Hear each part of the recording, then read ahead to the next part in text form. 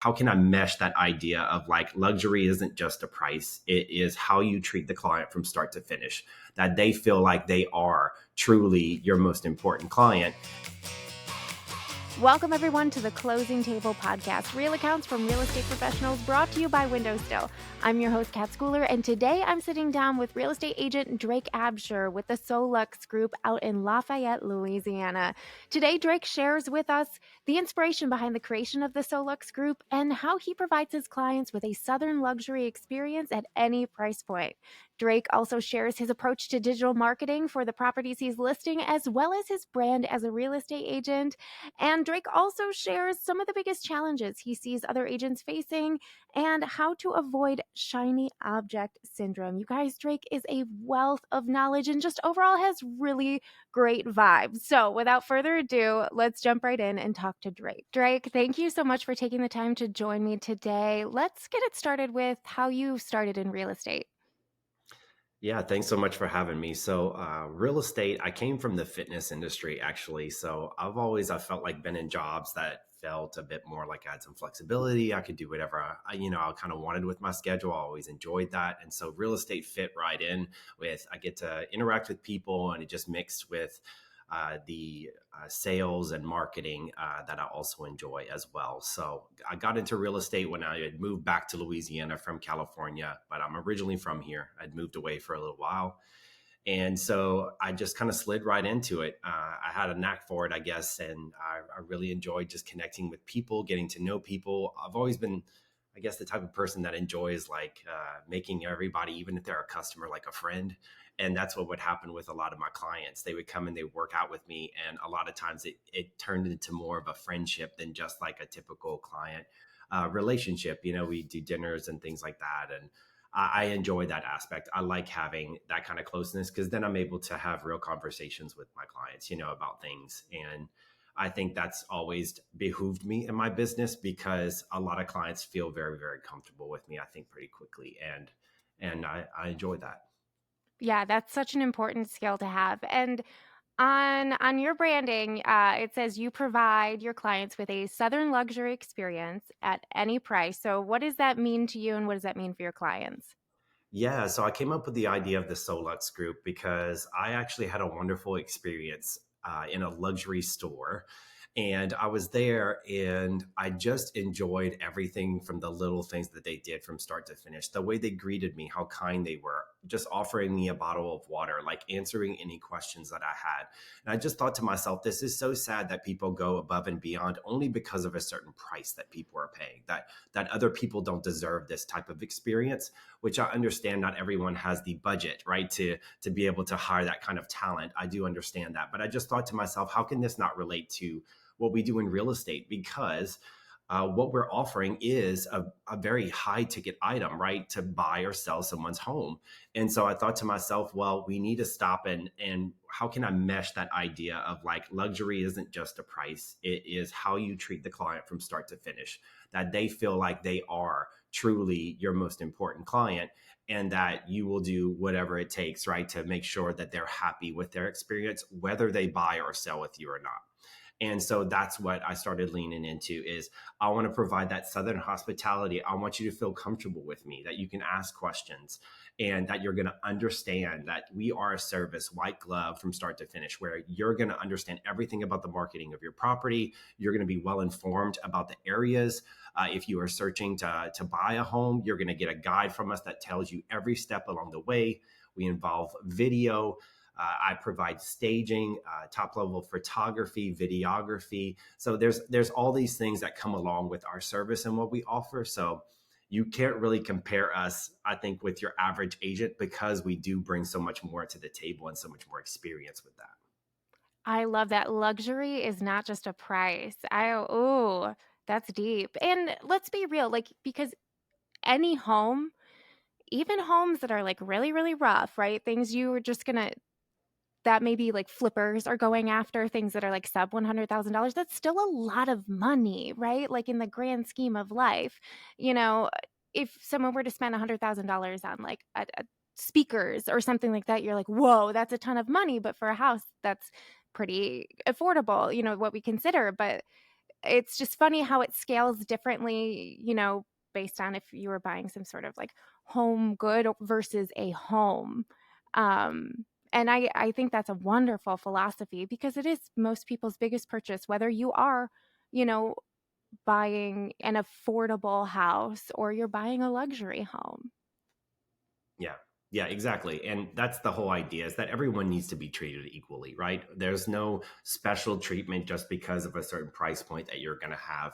We want the same experience all the way through. That way, if it is someone who is luxury and they're recommending somebody who has, a very small, it was grandma's house, she hasn't touched it since 1974, like we're going to give them the same experience, right? The whole idea is we're going to do everything that we can in our power to make sure that they are educated, they're informed, and they get the most amount of money for their home.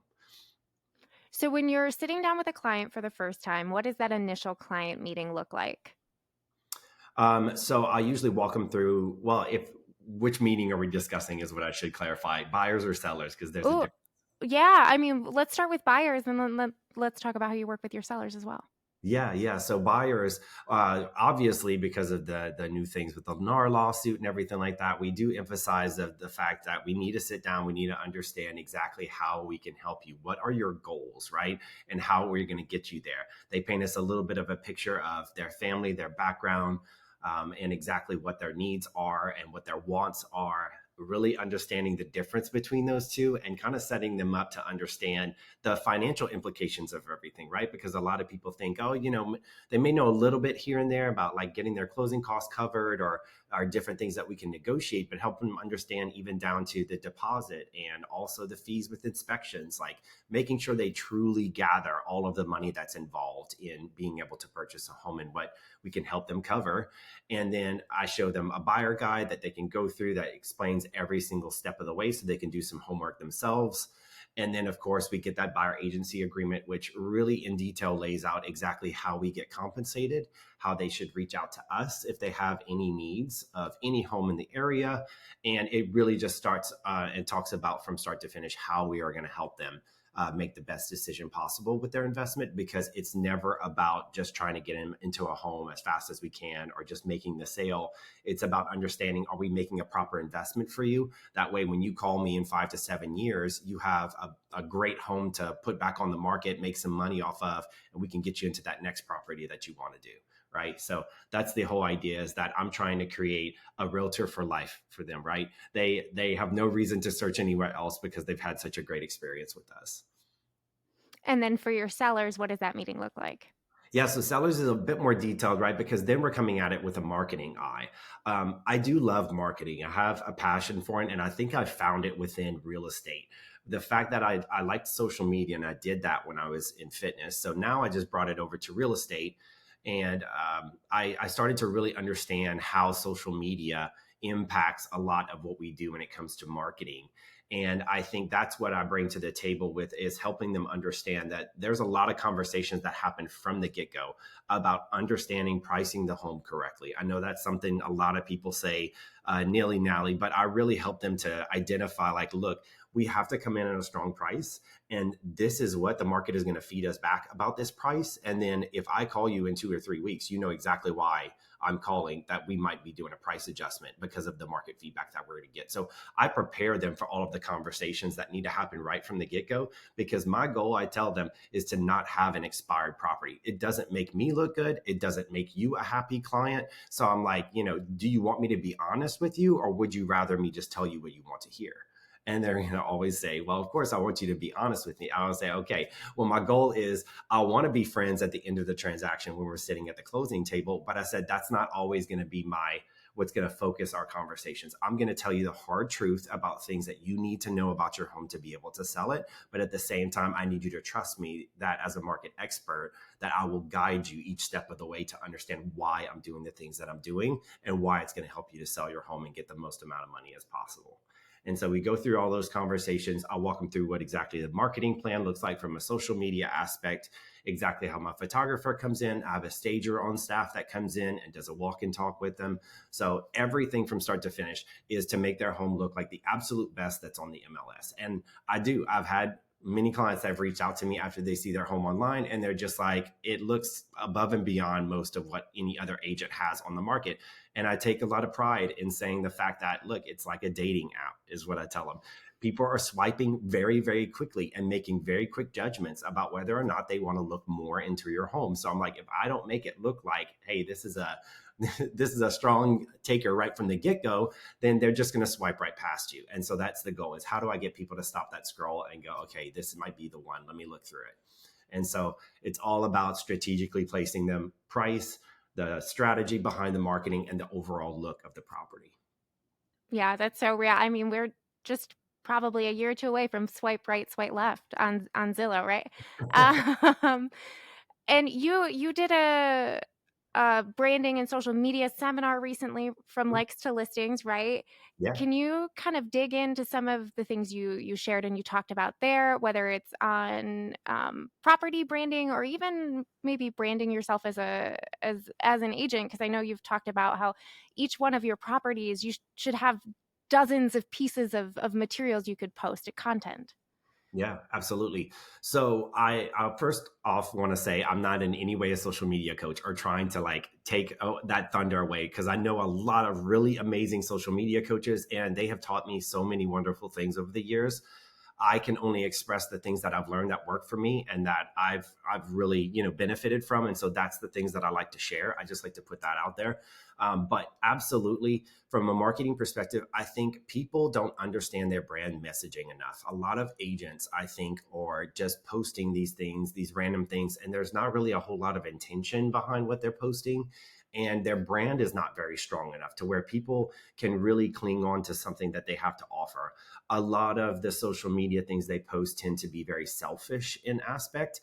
And I tell a lot of agents to look inward and ask them, if you were following this person and you'd never seen them before, like, would you care that they just sold this home or got this under contract? Or like, basically all of these things, I had this many sales within a year. I'm like, you take that into account. Like, yes, you want to know this agent is actually busy, but does that make you actually stop and go, oh my God, I have to hire this agent? Or would it be somebody who is showing a bit more of their personality, explaining to you through video how they're marketing your property or how they're going to help you find properties as a buyer, right? Finding different ways to educate you and show them that they are a market expert, right? Posting market updates, but not just like a Canva slide, but that they actually explain, well, what does all of these numbers mean to you? Because I think that all the time. Your average homeowner or even a first-time home buyer, if they see a market update that says this many listings, this many days on market, blah, blah, blah, they don't know what that means. They're like, how does that relate to me? It doesn't teach me anything. And so that's what I try to encourage agents is teach somebody something, give them something tangible, because it's that law of reciprocity, right? So if you give me something, I start to feel eventually after enough touch points and education that if I'm getting something from you, I feel like I would like to give you something in return. So that's how you're able to convert a client much easier over online, by actually starting to give away things that are tangible or that feel very, very tangible. Like, I never thought of it that way, or I never understood, what days on market meant, or why, certain amounts of inventory affect, the values of homes as a seller. So it's really starting to show yourself as an educator and also as somebody who knows your market. So I encourage them to do local market stuff. Talk about the newest restaurants, coffee shops in town, what's going on, local events, getting involved, showing people that you are a community market leader. So living and breathing real estate all over your page gets really boring really fast, right? Because it's like we follow people and we enjoy them, but we follow them for really who they are, what they are at the core. And so if you're only showing me all of your different sales and like everything about real estate, well, I don't know nothing about you as a person. Like, what are your passions? Like, do you have anything outside of that? Do you have a family? Like, do you do any hobbies, or do you just do real estate all the time and that's all you live and breathe? And I'm like, everybody knows that's not true. And so I tell them, you should look through your page and see some more of your personality in there. Them showing you doing things in the area. Are you traveling? Like, stuff that people can get involved in. If you're a mom, what is it like being a working mom, and sharing those tips? Like, other working moms who are wanting to purchase homes are going to really connect with you, because they're going to be like, she understands me. It's a young professional, right? Who is a mom working as well. right? So that's the whole idea I try to preach, is that you really need to start to understand, like, what kind of message am I sending out there, and is it going to be sticky enough for somebody to follow me enough and go, man, this agent is really different. I like what they're doing. Oh, there's so much good information in there. Is there something you think is like the easiest for most people to start with in terms of infusing their personality? Um, I say just put pen to paper and really write down, okay, what am I known for? And if you can't even think of that, which is pretty bad, if you if you can't really think of what you're like, what are your strongest traits, or what are you known for? Like, stand for something. But for me personally, it's fitness. Like, I love motivation. I love self help. So I like talking about books. I love talking about mindset. I love the gym that I go to and talking about like healthy eating and that sort of lifestyle. So you'll find that kind of material laced in to what I do. And so other people who are passionate about fitness or who love working out, they come with me to the gym. Like, it's been one of the best places actually that I've been meeting clients. I just literally today had a client that stopped me, knew my name. He was like, my son is looking for a house out of town, and we were online. He said, your YouTube videos popped up, and he's like, what you're doing is fantastic. He's like, because I recognized you from the gym. And he's like, and you're educating people about Lafayette and what's going on in the area. He's like, I think that's great. He's like, because there's so many agents who I feel like are just talking about houses. And he's like, and this is like something about like the local area. You're educating people and answering questions that they want to know. Right. So that's the idea, is that real estate is not always just about the house, about the price, but rather about the community itself, because you need to tell people like what areas they're going to be in, what do they expect. And I think people overthink content when it comes to that stuff. So I tell them it's just picking up the camera and just letting it follow you, do the things you do on a normal basis. Do you go to a coffee shop? Probably. Have you ever talked about that coffee shop, or why you frequent it, or what about that neighborhood is unique, right? Why certain people like living in that neighborhood? Have you been to a Mexican restaurant lately? Is it the best margarita in town? Tell me about that, right? Have you gotten a burger recently? Where's the best burger that's not fast food here in town that I would want to hit? Have you gone on a date with your girlfriend or your wife, or your loved one recently? What's the best date spots in Lafayette, and why do you love those? Or I say Lafayette, in your area, and why do you love those, right? So that's the idea, is you start to dig into things that not only relate to real estate, but it relates to a brand and an area that you're sticking to anyway. That's the idea, right? People moving to the area, or people that are from here, will start to see your content because it's hyper local. They'll be like, well, man, this person knows about the community. Like, that's the person I want on my side. Great. And I love that you brought up your YouTube because you have a great channel. And so I'm sure people who are, maybe a little YouTube curious, they maybe have heard that, oh, that I should have this as an agent. Can you talk about how that's impacted your business? Yeah. So YouTube is an animal. I will say this: out of all of the ones, it is probably the most challenging to get off the ground, because it has been a long time coming. I feel like, with the fact of like how much I've had to learn how to, edit right, the scripting, what it should look like, what kind of content you should post, how often you need to post. And like, it's just a whole nother animal. There's SEO, there's tagging, the thumbnails. There's just so many things that really are in it. So I do recommend finding help, because that's what I had to do to really try to truly understand it. I tried it myself and it's overwhelming. It's like a job in itself. But you can do it. I just know some agents that do it. I have a team though that helps me with mine, so I will give credit to them. But I do think it's very, very powerful, because people do build a relationship with you like no other than any other channel, because the episodes on there can be so much longer and so much more in depth. And people will literally put it on their TVs at home or on their computer and watch you on a regular basis, waiting for new episodes to come out. And they will watch you for a while. So this past week, I had two people that called me that both said the same thing. They had been watching me since April or since March, and they finally called me. So this is months of them watching my episodes, and they knew what was going on in all those episodes and everything that I said in there. And one of them was even like, I feel like I'm talking to a celebrity. And I'm thinking to myself, I'm just like a guy from Lafayette, like that makes some YouTube videos and talks about real estate. But like, to them, you're like a celebrity for the area, because you have for months been educating them and making them feel comfortable with the idea of buying or selling in this area. So that right there, that's not a very hard appointment to go on to list, right? I don't need to sell them on all the bells and whistles of everything that I do. They've sold themselves when they picked up their phone and called me, right? So those are the hottest leads that you can get. But I would say it's probably one of the most challenging. You have to stick with it and be consistent. My YouTube, I've probably gotten consistent with it for over a year. And I feel like I learned a lot of lessons and I've gotten some leads off of it, but it hasn't gotten to the level that it is now. Now I'm starting to see a consistent lead flow, more calls and more credibility where people around town are being like, hey, I just saw your videos. They look great. Like they're coming up organically.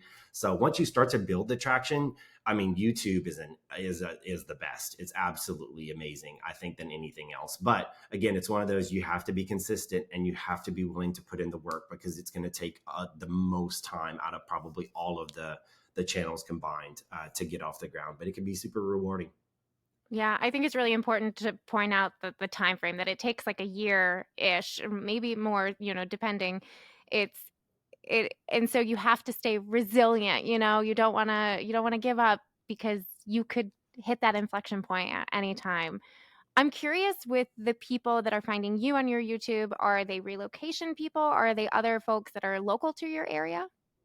Yeah. So for a while, I thought it was only going to be relocation people because that was the Mhm. calls I was getting, moving from California, moving from Dallas, Texas, like all of these different places. And that's not the case. Last week, I was very surprised. There were people locally, one buyer and one a seller and buyer that had reached out to me. And I did not think that local people are watching it, but that is what's happening right now. There was a friend of mine that had tagged me on social media. He saw me pop up organically. And then the guy at the gym, I popped up organically. He was like, I'm not even searching it for a house. It's his son who's searching. And I guess they're looking in another area, another state, like he said, Virginia or something. He's looking to buy a house. And so I guess he may have typed in somewhere. And so, YouTube is doing, or Google is doing its thing where, it's putting things in front of people that are looking for homes. And so I thought it was funny that my stuff popped up, even though it's not him searching. But that's the power though of building SEO and building that brand is that Google or YouTube, they're both tied together where they just want to keep people on websites and keep them online. So whatever content is going to relate to that and keep people engaging, they're going to continue to push that. So that's why you really, really have to work on your retention and really being true to yourself, getting comfortable on the camera, showing people some personality and who you are, and dump into people. That's the thing, is just how much value can it provide people to where it's like it's a no-brainer to work with Drake, right? That's the Mhm. idea. Just give them so much that they're just like, man, he's so great. He gives me everything that I want. Like he's willing to help. Like what a great guy. And that's the idea. Yeah, I saw something once that was like, your content needs to always be about your audience. It's the you, not me, and I think that's an important thing to focus on. Um, Speaking of the your clients, do you have a favorite client success story? Um, I have a few. I would definitely say some of the most rewarding that stick out to me are the ones that I've worked with who have been like for sale by owners or who have been an expired property that they were unable to sell. Then I came along, and was able to sell it. I recently had a sweet couple and they had worked with multiple people in their lifetimes as real estate agents. They had a home that they had tried to list twice with one of the top agents in our area. And both times it had expired or they had canceled, taken it down. It never was able to close. And I listed the property. I got it under contract, got them a cash deal, got it closed. I think we had it under contract within 2 weeks, and we got it to the closing table within 30 days and they were able to find their next home. And they left me a raving review. Out of all the agents they've ever worked with, they enjoyed their experience with me the most. And, that really is really, really touching because it's like, that's the reason I do what I do. And that's the reason why I'm so passionate about how I market people's property. Because I look at it and I say to myself, how can I not do what every other typical agent is doing with your property? Because it's very easy. I hate to be that way, but it's very easy to stand out as a real estate agent because so many people are mediocre and they settle for mediocrity when it comes to marketing their property or doing whatever it is that agents do. And sometimes I don't blame agents for that because they only know what they were taught. And there are so many other mediocre agents who are teaching that shouldn't be teaching, or are mentoring people that don't even understand to the aspecting level that, I feel like agents should understand. And so that's also why I ventured into the mentorship and how can I educate agents and give back to them. And that's what I've been able to do through my brokerage is be able to take other agents under my wing and show them some of the things that I've learned and give back in the way that I was taught by some of my mentors of how to be a great agent. So what would be your like number one piece of advice for an agent about how to be exceptional, how to be above the mediocre? I would say probably the simplest one is consistency, and that applies to everything. So if you are going to make cold calls to for sale by owners, consistently make those calls every day. Consistently follow up with those people weekly, right? Because I'll tell you, I see it so much is that everybody's willing to make that first phone call, maybe a second phone call. The third never happens. The fourth never happens. So if you're that realtor who actually goes past that second phone call, calls them the third, the fourth, the fifth, the sixth time, right? Continues to follow up with them, you are absolutely going to win. You will be last man standing. And that's always what it is with these people. I've noticed it so quickly where it's like agents just don't follow up. And I think there's some insecurity behind the fact of like, I feel like I'm bothering them, or I don't know what to say that's going to continue to bring them value. And that's why you got to educate yourself and you got to keep learning and understand as a professional, well, that's your job, is to come up with how can I bring them value? How can I call and not ask for what I can get from you on what you're listing? Rather, what can I give you? Right? What can I offer you right now that's going to benefit you? That way, when you are ready, it's the obvious choice to go with me. And content, same thing, consistency. Do not post like get something out there, right? You need to put something out there and you need to be consistent about it and show up. I see agents do that all the time. I'm going to make content. They have a great week or a great 2 weeks or even a great month. And then all of a sudden they fall off, something comes in and it's not a priority enough for them. And that's what you have to look at it as. This is your prospecting time. So if you're a cold caller, you know how that works. Every day you got to hit the phones 2 to 3 hours, right? Call for about an hour. That's that consistency. And then you build up that pipeline. And then over time, you just have nothing but an influx of business. Same thing with social media prospecting. You have to view that as your prospecting time, that you set aside time to make your content, get it scheduled, put it out there, run ads behind it, and help you to convert some leads. That's always. Now, you don't have to run ads. You can do organic, but I encourage people, if you have the budget, if you have content that's doing well or performs well, you should run an ad behind it, because that's going to get you more exposure and you have an opportunity to get in front of more eyes. So it just speeds up that process for you a little bit faster if you put an ad behind it versus organic. Totally. And I think Instagram is so sneaky anymore with like, even though they will say it's sponsored, it's just in your feed like anything else. And if you're a person and not like, I don't know, not like a brand, not like something trying to sell me something, right?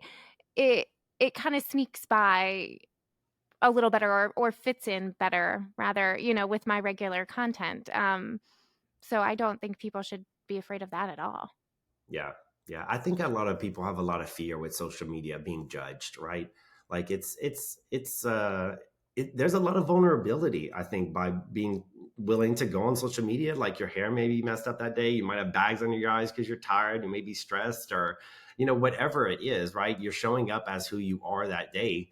But there's also so much beauty behind like not being willing to hide that part of you that's so human, right? If you're having a rough day, talk about that. If you're having a great day, talk about that. Like showing people like who you truly are and not being scared to show that, because it makes you so much more relatable. And I think that's the problem, is a lot of people want to show all the perfect aspects of their life, and so our feeds are flooded with all of these fake influencers or these fake things that just we know are not reality. Like we know you go home and cry sometimes. We know there's a day you feel fat. There's a day your hair is messed up or it's falling out or you've gained weight, you've lost weight. There's all these crazy things that we beat ourselves up over, but everybody experiences those same things. So why not talk about that a little bit and humanize yourself, right? Talk about your journey. And that's one of the things I felt like vulnerable with a lot of my followers, and a lot of them appreciate that I've struggled with mental health. I've had my own ups and downs, my moments where I don't feel like a winner. I still doubt everything that I'm doing, everything in the world that I'm doing right now, the podcast, the YouTube, the real estate, the team, all of these things. And I still will walk around some days and still feel like I'm a loser, right? And that's not me patting myself on the back. That's genuinely like I have to fight that mindset and think to myself, no, like I'm doing great. Like I'm reaching goals, and I'm reaching for more, and I'm making progress. I have things that I'm proud of. And so, stopping and really analyzing those things, and, being vulnerable with people, I think will only help you build your brand and your business. Yeah. And I think everybody has their audience, right? So if you're like, well, I'm just not this super curated, like Pinteresty person, great. Don't be that person. You have a whole audience of people out there who are waiting to find you. Not everything has to be like dewy, like K beauty, like perfect ring light, whatever. You can step outside and get some nice natural light and, be who you are. Yeah, absolutely. I agree. Yeah, those are all good points. Um, and there's one thing, like one of my real estate coaches who had taught me everything about social media too. She was one that's very high energy, always high energy. And so she's just like, money likes energy, and like blah, blah, blah, like firecracker. Love that about her. Amazing person. Can't say enough good things. Shout out to Krista Mayshore. She's amazing. But at the same time, I'm not her. That's not me. Right. So I don't think to myself, like, I have to be that in order for people to like me, which is not true. I'm known for more of a bit of a calmer energy and like a more straightforwardness about the way that I speak or the way that I talk. And so that there's nothing wrong with that, because certain people may find her energy annoying or draining, or it's too much, or it's overbearing. Right. And in the same aspect, some people may look at me and go, well, he's kind of boring. He's a little bit more monotone. Like, I need more energy. This is putting me to sleep, whatever. Right. There's nothing wrong with that. Right. Everybody will vibe or like find something a bit more that they will connect with than other people. And so that's okay. It just means you're not their flavor, and you don't need to take offense to that, right? We all have different things that we like, and that's okay. And learning to be okay with that, I think, can be the real challenge and struggle sometimes. Certainly. Are there any myths you're seeing out there for real estate right now that you would like to bust? Ooh, real estate myths out there. I mean, everybody's talking about the commission stuff, right? That, oh, the buyer's agent, like I've seen a lot of doom and gloom with the whole buyer agent thing. Like, oh, they can basically kiss them goodbye. Nobody's going to be paying them anymore. Or, buyer agency is about to be gone. It's going to be worth this, or this is going to be what's happening. I disagree with all of that. I think a lot of it is just news stories, or people, trying to hack a certain few things. I mean, the studies have shown that people actually are using real estate agents more than they ever have in history. It's like up to like 73% of people rather work with an agent than not. And that's like some of the highest numbers that we've seen. And so I don't think that is going to go away, because we are in a culture where I think maybe some of the old school people feel really comfortable with the fact where, oh, I bought a few homes, like maybe I can save some money and just represent myself and go to the agent. But I do think we might see some problems with dual agency and states that allow that, right? I think there's going to be whole new laws that are going to come into place with that. But I think the whole idea that buyer agents are going to be gone, I think is false. I think what's going to happen is we're going to see the cream rise to the top, where the best agents are going to be the one who are going to survive and who are going to get through this, because they're going to learn the nature of the business and the way that it works. Like, hey, now I'm in control of my pay way more. I need to have high level conversations with my buyers and say, look, the thing in the past, or the myth, was that it's free to work with a buyer agent. That's not true. I am a professional and I have a fee that is required. Now, my goal is in every way possible to try to get that covered by the seller. But if that cannot be covered, right, at the end of the day, this is your fee that you are responsible for my expertise, right? And that's the type of conversations that people have to understand. And also treating it as business as usual. This business as usual, right? This is a standard. And I think if all agents start to rise and hold this standard, it's really just going to help like shift that whole mindset of like, buyer agency is not free. It's just like any other service. you have a fee that's involved to be able to utilize that service. And so if you want, that expert care on your side, then, you really need to show people that you're worth it to be able to confidently ask for that fee and say, hey, this has to be compensated at the end of the day. Yeah. Oh gosh, I can't imagine buying a home without an agent. Sounds insane. You guys I, do so much. well, I'm thinking to myself, I was like, I don't know. Are you an agent? You're not a real estate. No, no, no, no, no, no. No. I just talk to agents every day. Got it. Um, um, gosh, yeah, no. I can't believe it's not 100%, but I also believe it. So, um, this kind of dovetails nicely. It's definitely, challenging navigating these changes, but are there any other challenges that maybe you're navigating or people on your team are navigating, and how are you overcoming them? Yeah, I mean, I would say a big problem for a lot of agents is shiny object syndrome, where they wait for the newest technology, or they wait for the newest AI software, or the newest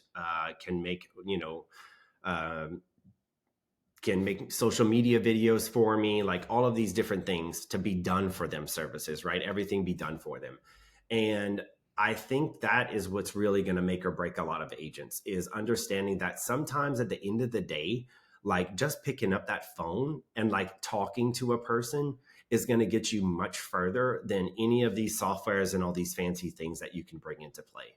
Like just picking up the phone and connecting with another human being is going to get you so much further in this business than the perfect listing presentation or the perfect YouTube video and all of those things. Because that's the thing that everybody forgets is I need good leads, right? I need good, hot, solid leads. And it's like, well, you can't, even if you get those leads coming right into your inbox, right? Or from YouTube, I still have to convert them. I still have to talk to them on the phone, right?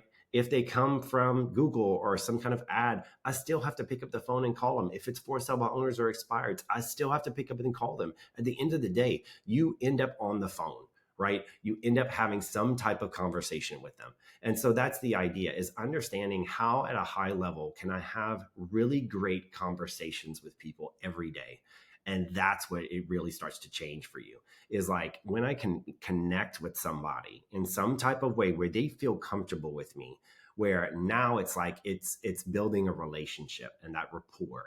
That's what takes you to that next level, is when you can learn how can I make this person just feel like, okay, Drake's my person. Like this is who I want to work with. And it doesn't really matter what else is involved in that, if there's a fee or whatever it is, right? It's a factor, but it doesn't become a factor when it's an obvious choice, right? We think about that all the time, where people are like, no, no, no, fee's a factor. Well, I'm like, think about it. The things that you were absolutely sold on and that you absolutely loved, right? It's like, it could be expensive, but you would move funds around if you wanted it that badly or something that great, right? And that's the idea, is that you need to make it to where having those conversations and doing those things, you become such an obvious choice that they're like, well, yeah, absolutely. It makes sense. Why would I want to work with anybody else? And so, yeah, I challenge agents to just be more consistent about those conversations every single day, no matter how you have them, whether it's going to the same coffee shop and introducing yourself to a new person there, right? Or holding local events, getting involved volunteering, calling, any kind of type of cold calling, or getting neighborhood events together that are local, garage sales, different things of that nature. But yeah, starting those conversations, that's the key, is talking to people. Excellent. And Drake, you seem like a goals person to me. How are your goals going for this year now that we're over halfway through the year? They're going good. So if I mean a moment of vulnerability, if I can get it out, a moment of vulnerability with you guys, and I'm always willing to be honest. Where I had a rough start to the year this year, I was dealing with a lot of personal difficulties that I allowed to get in the way from my professional life. And yet I was still doing things were still happening for me, but I allowed myself to get distracted by a lot of those things. So I felt like my year did not start off the way that I wanted it to. But the beautiful thing is I didn't have to sit there and beat myself up for that and wallow in that forever. At any point, I could decide that I can pivot, right? Or that I can continue to make progress and change. And so now I am back on track and getting everything back on track from, that little fault I had at the beginning of the year. And that's the thing, is like, if I stop and compare myself with, everyone else and what they're doing, then you just start to wallow in this negativity and make excuses for yourself and all that. Or you can just sit here and say, you know what, I had a moment and it wasn't my best. And what can I learn from that moment? What are the positive aspects of what I went through? Did it change me as a person for the better? Did it make me worse? Did I pick up bad habits during that time period? Is there any new habits I can learn, or any things that I can improve in this place that I'm at? And I felt like in a lot of ways, that's what I was able to do. I was able to change a lot of the things, or some bad habits that I had. I got in some therapy, I even changed some medication that I was on, and all of those things collectively, I think, got me back on track. And so now I'm at a place where I'm feeling much more positive. My trajectory has been better. I have a better outlook. And that's not because of the outside things. It's because of the things that I put in motion, right? That's the things that people need to understand. It's not that I sat here and waited for things to get better. I things in my own hands, and I said, I'm going to make things better because I'm going to seek out the therapy or whatever I need to recover. I'm going to seek out the medication that got me on a better path, right? I did the self reflection on what I went through and said, I'm going to make those changes. All those things collectively got me where I wanted to go. So at that same time, everybody, I encourage you to stop and remember, you're in control. Yes, there are outside circumstances and things, but happiness is a choice. It's not this gift that's bestowed upon us, right? Or success is not this like blessing that just like falls on you one day. It comes from little choices or little decisions that we make every single day that result in the success. It doesn't fall in our lap. I was listening to a book yesterday, and I loved the fact that he said, what are the type of people that you hear always win the lottery? He started talking about they're usually, a working home type, people that are, looking for that big success to strike. You never hear of these big CEOs or these big successful entrepreneurs or all these. Those are not usually the type of people who will go and get a lottery ticket. Why not?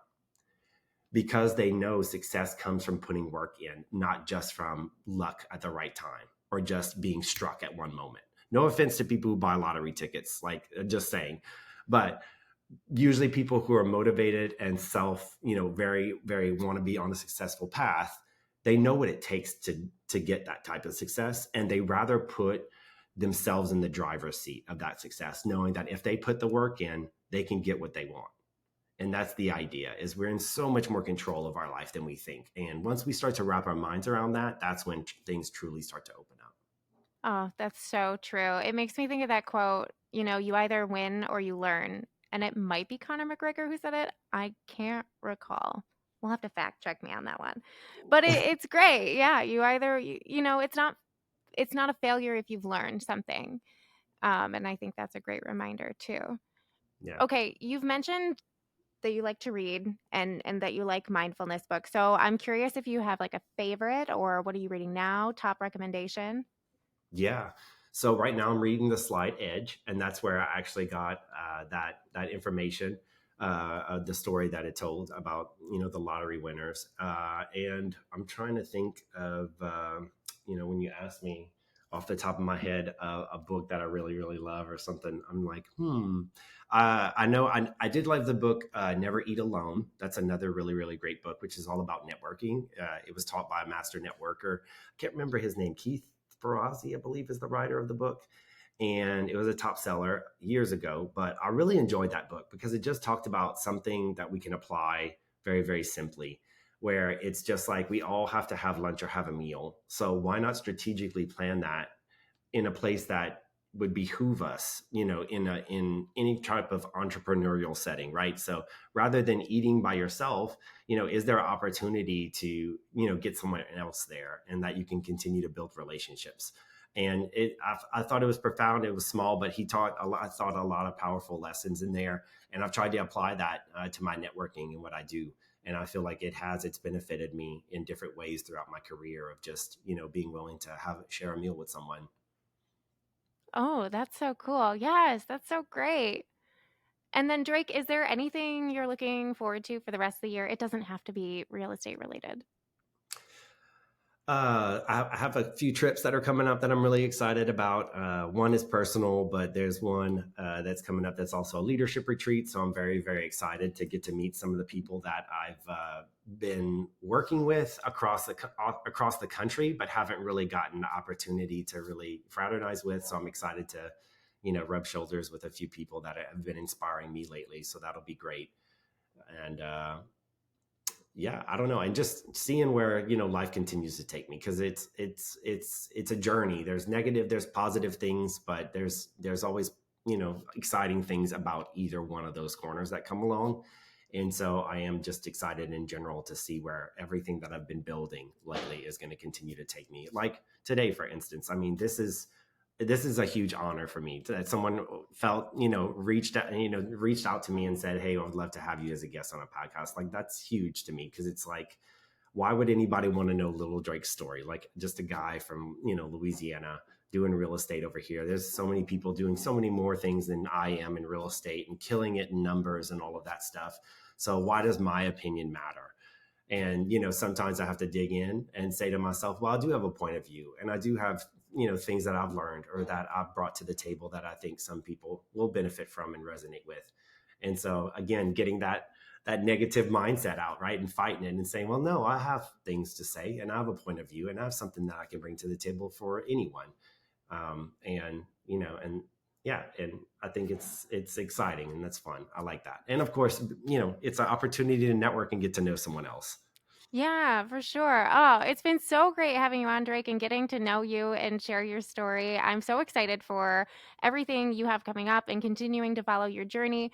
Would you like to direct people how they can find you, follow your journey, see what you're up to? Absolutely. So, of course, I'm very active on social media. You can find me on TikTok or Instagram. Instagram is Drake Abshire Realtor. That's probably where I'm the most active about everything about my everyday life.